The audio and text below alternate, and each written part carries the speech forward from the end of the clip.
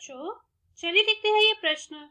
सिद्ध कीजिए कि फलन f(x) बराबर sin x, x बराबर पाई बटा 2 पर सतत है। इस प्रश्न को करने के लिए हम इसकी मुख्य अवधारणा देख लेते हैं। देखिए, यदि हमें कोई फलन f(x) दिया हो और हमें उसकी जांच करनी है कि वो सतत है या नहीं x बराबर a पर, तो हमें उसके बाएं पक्ष की सीमा, दाएं पक्ष की सीमा और फलन का मान निकालना होगा।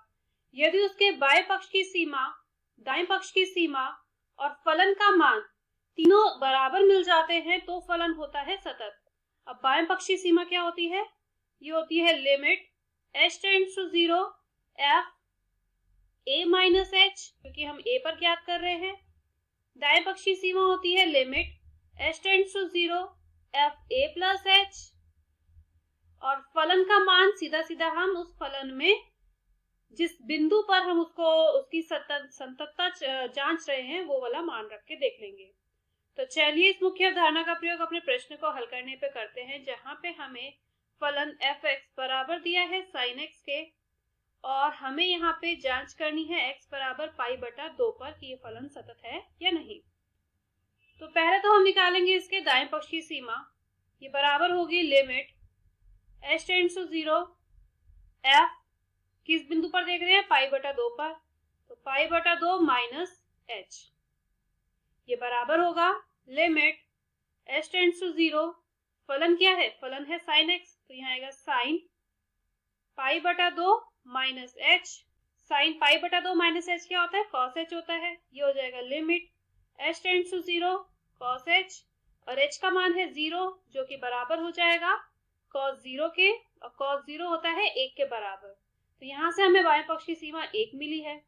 अब हम निकालेंगे इसकी दाएं पक्ष की सीमा।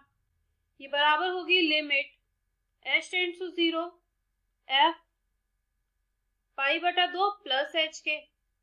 अब वही करेंगे, यहाँ पे फलन है sin x, तो यहाँ आएगा sin पाई बटा 2 प्लस h। sin पाई बटा 2 प्लस h क्या होगा? ये हो जाएगा cos h, और अगेन यहाँ पे आप h का मान 0 रखेंगे तो ये होगा cos 0, जो कि 1 के बराबर होता है। तो इसका मतलब यहाँ दाएं पक्ष की सीमा भी 1 मिली है।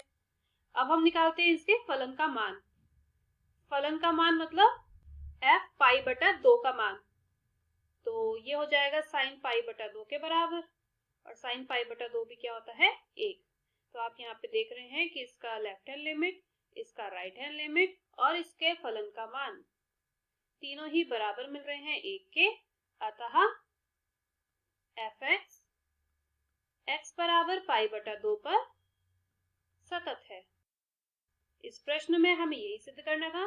मैं आशा करती हूँ मुख्य अवधारणा की मदद से आपको इस प्रश्न का समझ आया होगा। धन्यवाद।